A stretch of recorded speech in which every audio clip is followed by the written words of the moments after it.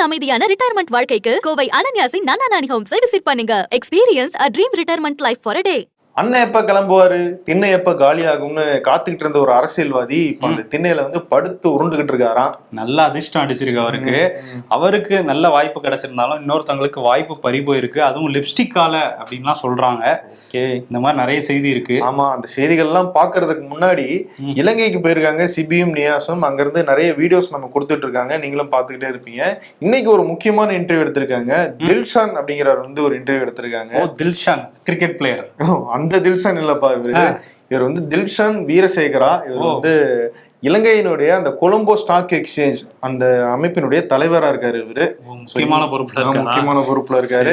அவர் எக்ஸ்க்ளூசிவா first time நம்ம interview எடுத்திருக்கோம். இந்தியாவிலேயே நம்ம தான் ஃபர்ஸ்ட் நினைக்கிறேன். இந்த குறிப்பா அந்த தேர்தல் சூழ்நிலையில இதுக்கப்புறம் எப்படி இந்த ஸ்டாக் எக்ஸ்சேஞ்ச் எல்லாம் இருக்க போகுது அப்படின்ட்டு. சோ இலங்கையில முதலீடு பண்ணா இங்க விட அங்க லாபம் அதிகம் அப்படின்றாரு அவரு. அந்த விஷயம் எல்லாம் நீங்க தெரிஞ்சுக்கணும்னா அந்த வீடியோ லிங்க் நாங்க டிஸ்கிரிப்ஷன்ல கொடுத்துருக்கோம், பாருங்க. ஃபர்ஸ்ட் கமெண்ட்லயும் இருக்குது. சரி, இலங்கையில முதலீடு பண்ண போறீங்களா சொல்றது கேட்டு வீடியோ பார்த்துட்டேன். இப்பதான் எவ்வளவு இருக்குன்னு பார்த்தேன் அக்கௌண்ட்ல. போதிய பணம் இல்லாதனால இந்த கொஞ்ச நாள் தள்ளி வச்சுக்கலாம். இந்தியாலே பண்ண முடியல. சரி, ஓகே, ஷோக்குள்ள போயிடலாம். Welcome to the imperfect show. நமக்கெல்லாம் எப்படி அக்கௌண்ட்ல போதிய பணம் இல்ல, முதலீடு பண்ண முடியல, கடன் தான் நிறைய இருக்குன்னு பேசிட்டு இருக்கோமோ, அரசாங்கமும் அதே தான் பேசிட்டு இருக்காங்க. அதனால தமிழ்நாடு முதல்வர் மு.க. ஸ்டாலின் அமெரிக்கா போயிட்டு வந்தாரு. இப்ப பிரதமர் மோடியும் அமெரிக்கா போயிட்டு வந்திருக்காரு. ரெண்டு பேரும் டெல்லியில மீட் பண்ண போறாங்க. அங்க எதுவும் பொருள் விட்டு வந்துட்டாரா, இவர் எடுத்துட்டு வந்திருக்காரா? அதான் மோடிட்ட எடுத்துட்டு வர சொல்லியிருப்பாரு, போய் வாங்கி வராங்கிறது தெரியல. ஆனா அவர் என்ன சொல்லியிருக்காரு முதல்வர் அப்படின்னா, நாங்க அந்த மாதிரி எதுக்காக மீட் பண்றேன்னா, நமக்கு நிதி நிறைய வர வேண்டியது இருக்கு. இந்த 2ஆம் கட்ட மெட்ரோ ரயில் பணிக்கான நிதி ஒதுக்கல, அதே மாதிரி பள்ளிக்கல்வித்துறைக்கு வர வேண்டிய நிதி வரல. இதெல்லாம் நேரடியாவே நான் போய் கேட்கிறேன். கடிதம் எழுதி பார்த்தேன், அதெல்லாம் அவருக்கு போய் சேருதானே தெரியல. நானே நேரா போய் கடிதத்தோட நேராவே நானே கொண்டு போய் கொடுத்துட்றேங்கிற மாதிரி கிளம்புறாரு. நாளைக்கு போறாரு டெல்லிக்கு. நாளானைக்கும் டெல்லியிலே தான் இருக்காரு. 26, 27 2 நாள் டெல்லியில இருக்காரு. பிரதமர் மோடியை சந்திக்கிறாரு. இங்க கூட்டணி கட்சிகளோட சலசலப்பு இருக்கு. உதயநிதிக்கு துணை முதல்வர் பதவியின் பேச்செல்லாம் இருக்கும்போது 2 நாள் டெல்லி பயணம். ஆமா, முதல் நாள் போய் பேச்சுவார்த்தை நடத்துவாரு. அடுத்த நாள் செக் வாங்கிட்டு வந்துருவாருன்னு நினைக்கிறேன். கொடுத்துருவாங்க அப்படின்னு. இந்த விஷயம் எல்லாம் இருக்குன்னு எனக்கும் தெரியும். இருந்தாலும் நாங்க கொடுக்காம இருக்கோம் அப்படின்னு தான் எனக்கு தெரிஞ்சு பதில் வரும்னு நினைக்கிறேன். இல்ல, அவர் என்ன சொல்லுவாருன்னா, நாங்க உறுதி அளிக்கிறோம், தருவோம்னு சொல்லுவாரு. ஆனா பணம் மட்டும் வராது. ஆனா காலம் எப்போது தேதி பின்னர் அறிவிக்கப்படும் அப்படின்னு விட்டுருவாங்க போல இருக்கு. இன்னொரு பக்கம் முதலீடு எல்லாம் ஈர்த்துட்டு வர்றாரு முதலமைச்சர். ஆனா அதெல்லாம் திரும்பி போறதுக்கான வழியை தான் அரசாங்க அதிகாரிகள் பண்ணிக்கிட்டு இருக்காங்க அப்படின்னு சொல்லி மதுரை உயர்நீதிமன்றம் ஒரு கண்டனத்தை தெரிவிச்சிருக்கு. என்னன்னா, ராமநாதபுரம் மாவட்டங்கள்ல இந்த கால்வாய்கள் சரியா தூர் வரப்படாம சுத்தம் செய்யப்படாம இருக்கனால மக்களுக்கு தண்ணீர் பிரச்சனை, விவசாயத்துக்கு தண்ணீர் பிரச்சனை வருது அப்படின்னு ஒரு பொதுநல வழக்கு வருது. அதை விசாரிக்கும் போதுதான் இதெல்லாம் நீங்க ஏன் பண்ணாம இருக்கீங்க, இப்போ அவ்வளவு தூரம் அவர் கஷ்டப்பட்டு எடுத்துட்டு வர்றாரு, நீங்க இதெல்லாம் பண்ணாம விட்டுறதுனால அந்த முதலீடுகள்லாம் திரும்பி போயிருது அப்படின்னு ஒரு எடுத்துக்காட்டுக்கு பேசியிருக்காரு. ஓஹோ, சரி, ஓகே. அது அரசு அதிகாரிகள் கவனத்தில் எடுத்துக்கிறாங்களான்னு பார்ப்போம். இன்னொரு விஷயம் என்னன்னா, ஆசிரியர் சங்கம் அவங்க ஒரு கோரிக்கை வச்சிருந்தாங்க. இந்த காலாண்டு விடுமுறை கொஞ்சம் நீட்டிக்கணும் நீங்க அப்படின்னு கேட்டிருந்தாங்க. சரி, நீட்டிச்சுட்டா போச்சுன்னு சொல்லிட்டு தமிழ்நாடு பள்ளிக்கல்வித்துறை அக்டோபர் 6 வரையும், அக்டோபர் 2 வரையும் இருந்த விடுமுறை அக்டோபர் 6 வரையும் நீட்டிச்சிருக்காங்க. ஸோ 7ஆம் தேதி தான் பள்ளிக்கூடங்கள்லாம் திறக்கும். மாநில பாடத்திட்டத்தை ஃபாலோ பண்ற பள்ளிகளுக்கு மட்டும் இது பொருந்தும். இன்னொரு விஷயம் என்னன்னா, இந்த கலைஞர் நூற்றாண்டு சிறப்பு உயர்நோக்கு மருத்துவமனை பல்நோக்கு மருத்துவமனை திறந்துருந்தாங்க கிண்டியில. அது பசுமை கட்டடமா நீங்க கட்டியிருக்கீங்க. முதல் முறையா ஒரு மருத்துவமனையா நிறைய பசுமையான விஷயங்கள், மரங்கள் நிறைய சேர்ந்திருக்கு. அப்புறம் மின்சாரத்தை மிச்சப்படுத்துறதுக்கான திட்டங்கள்லாம் கூட உள்ள வச்சு கட்டியிருக்கீங்க. அப்படிங்கிறதுனால இந்திய பசுமை கட்டட கவுன்சில் அவங்க ஒரு தங்கத்தர சான்று விருது கொடுத்துருக்காங்க. இதை ஏவா வேலு கிட்ட அந்த அமைப்போட தலைவர் கொடுத்துட்டு போயிருக்காரு அந்த சான்றிதழை. ஓகே, ஏற்கனவே அந்த புதிய தலைமைச் செயலகம்னு அப்ப கட்டினாங்கல்ல திமுக ஆட்சியில, அந்த பில்டிங்க்கும் அப்படி தரச்சான்று கொடுக்கப்பட்டுச்சு. ஆனா அது பின்னாலதான் மருத்துவமனையா ஆக்கப்பட்டுச்சு. இப்ப இது கட்டும் போதே மருத்துவமனையா கட்டி அந்த சான்று வாங்கியிருக்காங்க. சென்னை மாநகராட்சி மேயர் பிரியா அவங்களுடைய தபேதார் மாதவின்னு ஒருத்தங்க இருந்தாங்க. அவங்கதான் முதல் பெண் தபேதாரா நியமிக்கப்பட்டாங்க. தபேதாரா, தாசில்தாரெல்லாம் கேள்விப்பட்டிருக்கோம். தபேதார்னா அவங்களுடைய அணிவகுப்புல முன்னாடி நடந்து செல்ற ஒரு அதிகாரின்னு வச்சுங்க. அதிகாரி சொல்ல முடியுமா தெரியல, ஒரு ஊழியர். அவங்க வேற இடத்துக்கு பணியிட மாற்றம் வந்து செய்யப்பட்டிருக்காங்க. அந்த பணியிட மாற்றத்துக்கு காரணம் வந்து நான் போட்ட லிப்ஸ்டிக் தான் அப்படின்னு சொல்லி அவங்க ஒரு குற்றச்சாட்டு வச்சிருக்காங்க. ரொம்ப பளிச்சுன்னு டார்க் ஷேட்ல லிப்ஸ்டிக் போட்டதுதான் வந்து அவங்களுக்கு பிரச்சனையா இருந்திருக்கு, அது அத காரணமா சொல்லி என்னை வேற இடத்துக்கு பணி மாற்றம் செஞ்சுட்டாங்க அப்படின்னு ஒரு குற்றச்சாட்டு வச்சிருக்காங்க. ஓகே, இவங்க தனியா தெரியுறாங்க, முன்னாடி நடந்து ஆமா, ரொம்ப பளிச்சுன்னு தெரியுறாங்க. இது வந்து அரசு அதிகாரிகள், பெரிய பெரிய அதிகாரிகள்லாம் வர இடம், இப்படிலாம் பண்ணலாமான்லாம் என்னை பேசி வந்து ஒரு மாதிரி அவமானப்படுத்தி மாத்திட்டாங்க அப்படின்னு ஒரு குற்றச்சாட்டு வச்சிருக்காங்க. நீங்க மேயரா நான் மேயரான்னு கேட்பாங்க, அப்படிலாம் போடக்கூடாதுன்னு சொல்லியிருப்பாங்க. இருக்கலாம், என்ன தெரியல. ஆனா மேயர் பிரியாவும் சரி, மாநகராட்சியும் சரி, அவர் வந்து அந்த காரணத்துக்காக எல்லாம் வந்து நாங்க வந்து இடம் மாத்தல, லேட்டா வந்தாங்க சில நாள், அதை சரியா அதை கேட்டதுக்கு சரியான விளக்கம் கொடுக்கல அப்படிங்கறதுனால அவரை வந்து நாங்க பணியிட மாற்றம் செஞ்சிருக்கோம்னு இவங்க ஒரு விளக்கம் வந்து சொல்லியிருக்காங்க.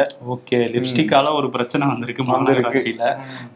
இன்னொரு விஷயம், அப்படியே இன்னொரு பக்கம் போனோம்னா, அமைச்சர் பொன்முடி இருக்காருல்ல, அவரு சில விஷயங்களை வந்து சொல்லிட்டு இருக்காரு.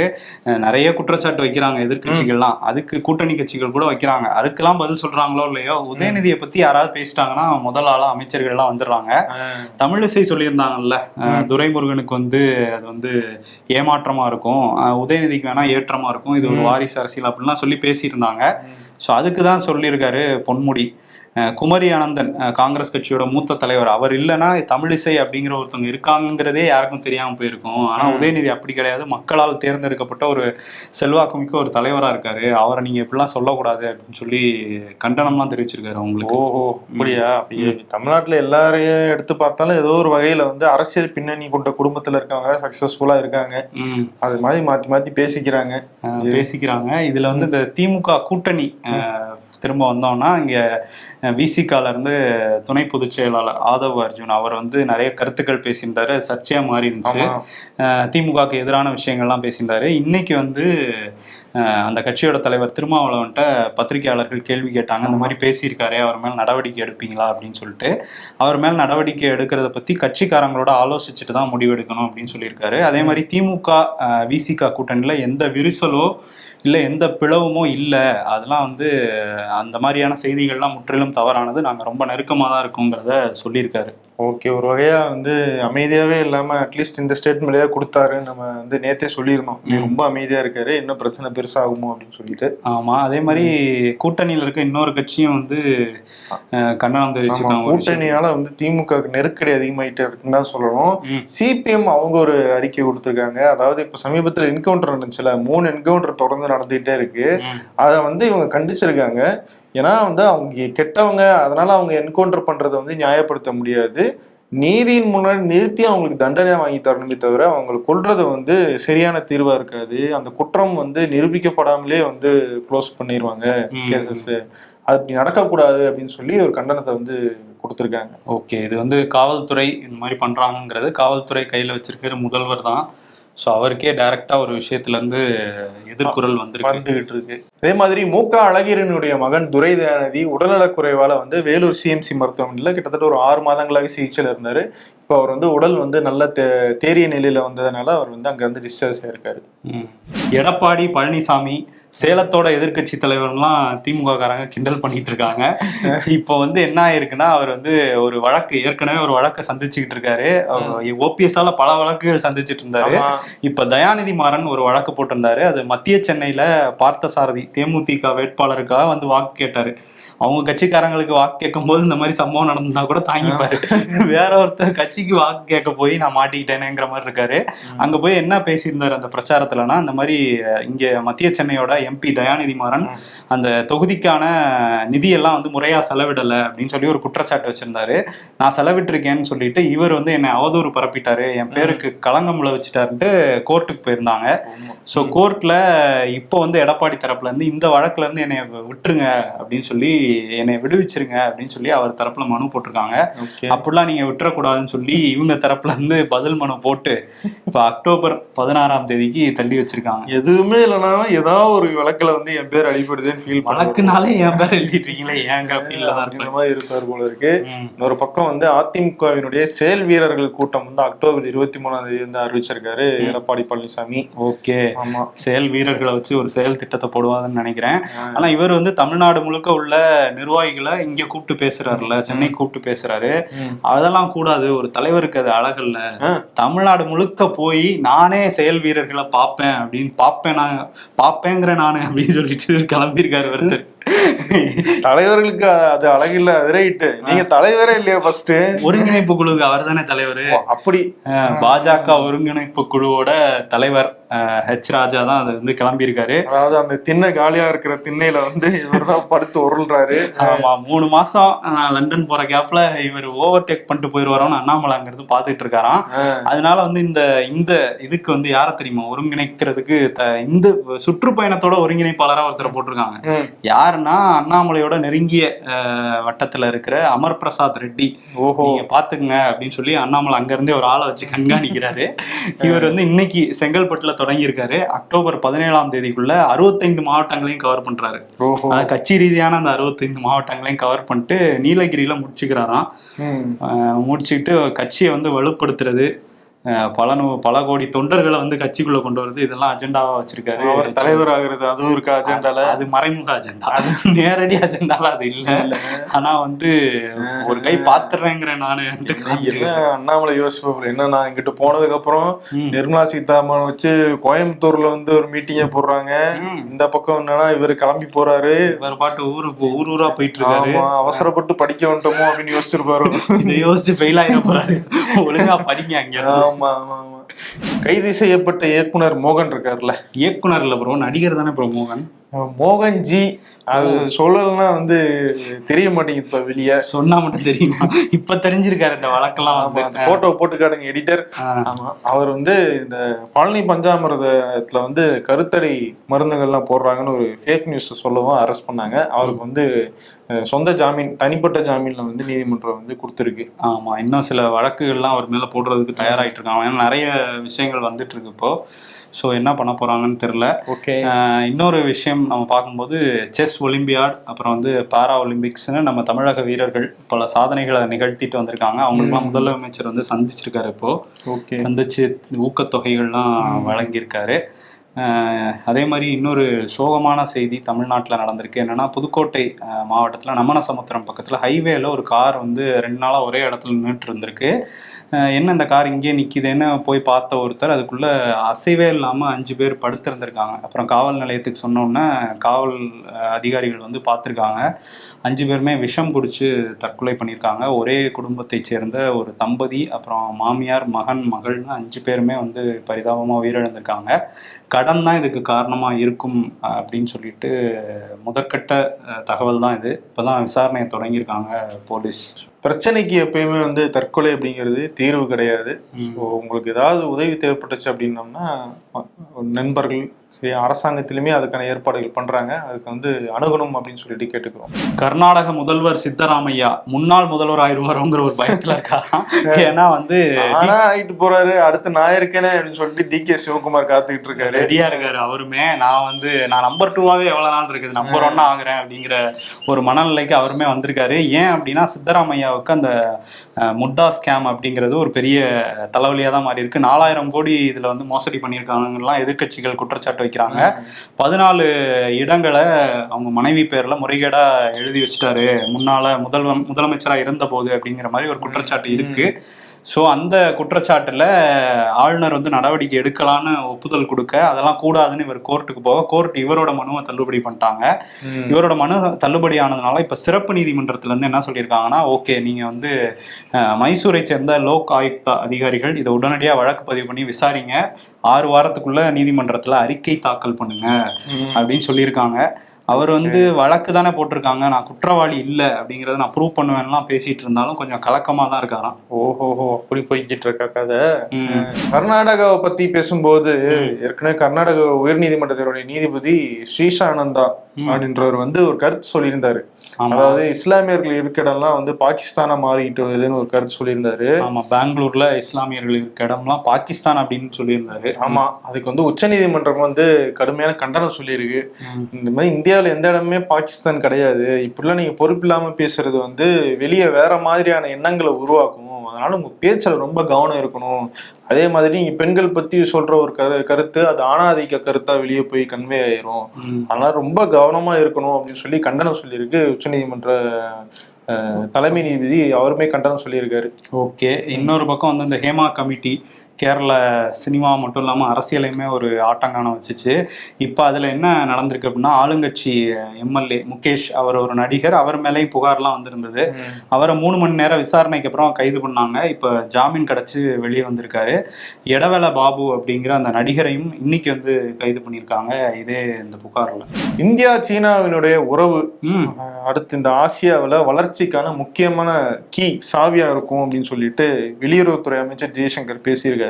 ஆமா, சாவியா இருக்கும். அந்த சாவி இப்ப தொலைஞ்சு போயிருக்குன்னு நினைக்கிறேன். கண்டுபிடிச்சு எடுத்திருக்காங்க. ஏன்னா 2 நாடுகளும் சண்டை போட்டே இருந்தாங்க. இது கொஞ்சம் பாசிட்டிவா பேசியிருக்காங்க. ஆனா என்னாலும் அந்த சண்டையை பத்தி அவர் இன்னும் வந்து சரியா ஒரு இதுக்கு வர முடியல. ஏன்னா இப்போதைக்கு அங்க வந்து துருப்புகள் மட்டும்தான் பின்னாடி போயிருக்கு. ஆனா அந்த சண்டையில இருந்து நாங்க இன்னும் விலகல, சைனாவும் சரி நாங்களும் சரி அது தள்ளி வரணும், அது கொஞ்சம் டைம் எடுக்கும் அப்படின்னு தான் பேசியிருக்காரு. ஆமா, துருப்புகள் வந்து பின்னாடி தள்ளி போயிருக்குன்னா கொஞ்சம் உள்ள வந்துட்டாங்க சீனாங்கிற மாதிரி நமக்கு சொல்றாங்க. அங்க லடாக் பக்கம்லாம் உள்ள வந்துட்டாங்க, ஆக்கிரமிப்பு இருக்குன்னு எதிர்கட்சிகள் தொடர்ந்து சொன்னாலும் அதுல அமைதியா தான் இருக்காங்க. ஆனா இவர் இப்போ பேசியிருக்க விஷயங்கள், அதுவும் வந்து இந்த சாவின்னு பேசியிருக்காரு. இன்னொன்னு, சீனா இந்தியா உறவு வந்து ஏசியாவுக்கு மட்டும் இல்லாம உலகத்துக்கே ஒரு எதிர்காலத்துக்கான ஒரு சக்தியா இருக்கும்லாம் பேசிட்டு இருக்காரு. ரொம்ப பாசிட்டிவான ஒரு நோட்ல போறாங்க. ஓகே, ஜி ஜின்பிங் திரும்ப எதுவும் வருவாரோ, அவரோட இளநீ எதுவும் மோடி குடிக்க போறாரான்னு தெரியல. ஆனா மோடிக்கு தெரிஞ்சுதான் இந்த சீனாங்கிற வார்த்தையை பயன்படுத்தினாராங்கிறதும் நம்மளால கன்ஃபார்ம் பண்ண முடியாது. சரி, இன்னொரு செய்தி என்னன்னா, ஜம்மு காஷ்மீர் எலெக்ஷன் நடந்துட்டு இருக்கு. ஜம்மு காஷ்மீர்ல வந்து இன்னைக்கு 2ஆம் கட்ட வாக்குப்பதிவு நடந்துட்டு இருக்கு. 26 தொகுதிகளுக்கு சுமார் 25 லட்சம் பேர் இன்னைக்கு வாக்களிக்கிறதுக்கு தயாரா இருந்தாங்க. இப்போ வாக்குப்பதிவு பாதி தூரத்துல போயிட்டு இருக்கு. இன்னொரு மாநிலம் என்னன்னா ஹரியானா. அங்கேயும் வந்து தேர்தல் நடக்க போகுது அடுத்த மாச தொடக்கத்துல. அங்க வந்து என்ன அப்படின்னா, ஏற்கனவே வந்து கங்கனா ரணாவத் அங்க வந்து இவங்க இப்பதான் பிரச்சாரம் பண்ணி பாஜக ஓரளவு கொண்டு போயிட்டு இருக்கும்போது கங்கனா ரணாவத் ஒரு கருத்து சொல்லியிருந்தாங்க. இந்த மாதிரி வந்து விவசாயிகள் போராட்டத்துல நிறைய பாலியல் வன்கொடுமைகள் நடந்திருக்கு, கொலை நடந்திருக்கு அப்படிலாம் சொன்னோன்னா பாஜகல இருந்தே நீங்க வந்து பார்த்து பேசணும், இப்படிலாம் பேசக்கூடாது அப்படின்னு சொல்லி எச்சரிக்கையெல்லாம் விடுத்தாங்க. அந்த கருத்து எங்க கருத்து கிடையாதுன்னு ஒதுங்கிட்டாங்க. எச்சரிக்கை கொடுத்துருந்தாங்க பாஜக தலைமையில இருந்து. தலைமையெல்லாம் எனக்கு பெரிய விஷயம் கிடையாது, நான் அப்படிதான் பேசுவேன்னு திரும்பியும் பேசியிருக்காங்க. என்ன சொல்லியிருக்காங்கன்னா, இந்த மாதிரி வேளாண் சட்டம் விவசாயி ஒரு சில மாநிலத்துல தான் எதிர்த்தாங்க, ஆனா அது விவசாயிகள் நலனுக்காக கொண்டு வரப்பட்ட ஒரு சட்டம். தயவு செஞ்சு நான் காலில் விழுந்து கேட்டுக்கிறேன், கை கூப்பி கேட்டுக்கிறேன், அந்த சட்டத்தை திரும்பியும் கொண்டு வரதை பத்தி யோசிங்க அப்படின்னு சொன்னோம்னா பயங்கர எதிர்ப்பு. ஆல்ரெடி ஹரியானால விவசாயிகள் போராட்டம் நடந்துகிட்டே இருக்கு தொடர்ந்து. எரியிற விளக்குல வந்து எண்ணெயை ஊத்துற மாதிரி பண்ணிருக்காங்க பாஜகவுக்கு. டெபாசிட்டே போயிருமோன்னு பயந்த பாஜக இதுலயும் வந்து இது அவங்களோட தனிப்பட்ட கருத்து, இந்த மாதிரியான மோசமான கருத்துக்களை எப்பயுமே நாங்க ஏற்க மாட்டோம் அப்படின்னு சொல்லி இப்பயும் கண்டிப்பு வந்தோன்னே நான் வந்து மன்னிப்பு கேட்டுக்கிறேன், என்னைய மன்னிச்சிருங்க அப்படின்னு சொல்லி மதிச்சு எம்பி ஆக்குனதுக்கு என்ன பண்ண முடியுமோ பண்ணிட்டீங்கன்ற மாதிரி பாஜக ஃபீல் பண்ணியிருப்பாங்க. இலங்கை அதிபராக அனுராக் குமார டிசநாயக வந்து பதவியேற்றாரு. பதவியேற்ற அடுத்த நாளே வந்து அவர் என்ன பண்ணியிருக்காருன்னா, இலங்கையினுடைய நாடாளுமன்றத்தை வந்து கலைச்சிட்டு நவம்பர் 14ஆம் தேதி ஃப்ரெஷ்ஷா தேர்தல் நடத்த போறதா வந்து அறிவிச்சிருக்காரு. அது அதிபர் தேர்தல் அவராட்சியே அவர் பிரதமர் தேர்தல் நடத்த போறாரு நாடாளுமன்றத்துக்கான அந்த எம்பிக்கள் தேர்வை. ஏன்னா 2020 தான் கடைசி தேர்தல் நடந்துச்சு நாடாளுமன்றத்துக்கு. இன்னும் ஒரு வருஷம் இருக்கிற டயத்துல வந்து முன்னாடியே அவர் கலைச்சிட்டாரு. ஏன்னா நாடாளுமன்றத்துல இவங்க கட்சிக்கு இருக்கிற சீட் வந்து 3 தான். அப்படி இருக்கும்போது அதிபர் ஆனாலும் நாடாளுமன்றத்துல பெரிய பவர் செலுத்த முடியல அப்படின்ற ஒரு பாயிண்ட் வந்து இருக்கு. அதனால அதை கலைச்சிட்டாரு. அங்க தேர்தல் நடக்க போகுது. அதுக்கு முன்னாடி தற்காலிக பிரதமராக ஹரிணி அமரசூரியா அப்படிங்கிறவங்களை வந்து நியமிச்சிருக்காரு. ஆமா, இது சஜித் பிரேமதாசாவும் நான் பிரதமர் தேர்தலில் போட்டியிடுவேங்கிற மாதிரி பேசிட்டு இருக்காரு. ஸோ நவம்பர் 14 தேதி குறிச்சிருக்காங்க, பார்ப்போம். இன்னொரு பக்கம் வந்து ஹமாஸுக்கு எதிராக ஒரு கொடூரமான போரை நடத்திட்டு இருக்கு இஸ்ரேல். ஹமாஸ் படையை தான் நாங்கள் வந்து எதிர்த்து போர் பண்றோம்னு சொல்லிட்டு அப்பாவி மக்களை கொண்டுட்டு இருந்தாங்க. இப்போ லெபனான்ல ஹிஸ்புல்லா அமைப்புக்கு எதிராக நாங்கள் தாக்குதல் நடத்துறோம்னு சொல்லிட்டு அங்கேயும் அப்பாவி மக்களை இஸ்ரேல் ராணுவம் கொண்டுகிட்டு இருக்காங்க. இதுல வந்து கிட்டத்தட்ட 560 பேர் உயிரிழந்திருக்கதா தகவல் வருது. இன்னும் தாக்குதல் தொடர்ந்துகிட்டே தான் இருக்கான். ஒரு தொடர்கதையாவே இருக்குது.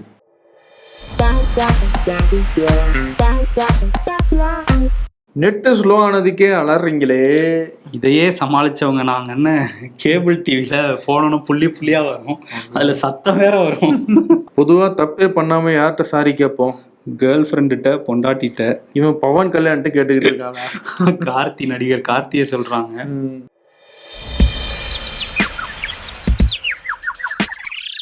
கெஜ்ரிவால் இருக்கையில் அமராத டெல்லி முதல்வர் அதிர்ச்சி. விசுவாசத்துல நம்ம ஓபிஎஸ் முந்திட்டு வர போல் இருக்கே. சில நேரங்களில் நெட்டிசன்களுக்கு கண்டென்ட் லட்டு மாதிரி கிடைக்கும். ஆனால் இந்த வாரம் லட்டே கண்டென்ட்டா கிடைச்சிருக்கு. அரசியல்ல இதெல்லாம் சாதாரணமாப்பா. வரன் விருது கொடுத்துடலாமா? கொடுத்துடலாம். ஒருத்தர் வந்து ரொம்ப நாள் வேலை இல்லாம இருந்தாரு, டக்குன்னு இப்ப சீனுக்கு வந்து ரொம்ப பிஸியா இருக்கேன் நான் இப்ப. ஆமா, என்னையெல்லாம் மீட் பண்ணணும்னா நீங்க எந்த ஊர்ல இருப்பேனே தெரியல அடுத்த ஒரு மாசத்துக்கு அப்படிங்கிற மாதிரி போயிட்டு இருக்காரு சுற்றுப்பயணத்துக்கு. அண்ணாமலை லண்டன் கிளம்பி போன கேப்ல இங்க ஸ்கோர் பண்ணிட்டு இருக்கேன் பாருங்க அப்படின்னு காட்டிட்டு இருக்காரு ஹெச் ராஜா. ஹெச் ராஜாக்கும் அண்ணாமலைக்கும் ஒரு விருது கொடுத்துடலாம். ஹெச் ராஜாவோட மைண்ட் வாய்ஸ் என்னவா இருக்கும்னா, நீங்க லண்டன்லயே இருந்துருங்க சிவாஜி அப்படிங்கிற மாதிரிதான் இருக்கும். நீங்க லண்டன்லயே இருந்துருங்கன்றானா அப்படிம்பாரு. அதனால அதையே விருதா கொடுத்துருவோம். ஓகே, அண்ணாமலைக்கும் ஹெச் ராஜாக்கும் நீங்க லண்டன்லயே இருந்துருங்க சிவாஜி விருதை கொடுத்துட்டு விடைபெறுகிறோம். நன்றி. நன்றி. உங்கள் ரிட்டையர்மெண்ட் வாழ்க்கை அமைதியான சூழலில் இருக்க வேண்டும் என விரும்புகிறீர்களா? அப்போ கோவை அனன்யாசின் நானா நானி ஹோம்ஸை விசிட் பண்ணுங்க. Experience a dream retirement life for a day.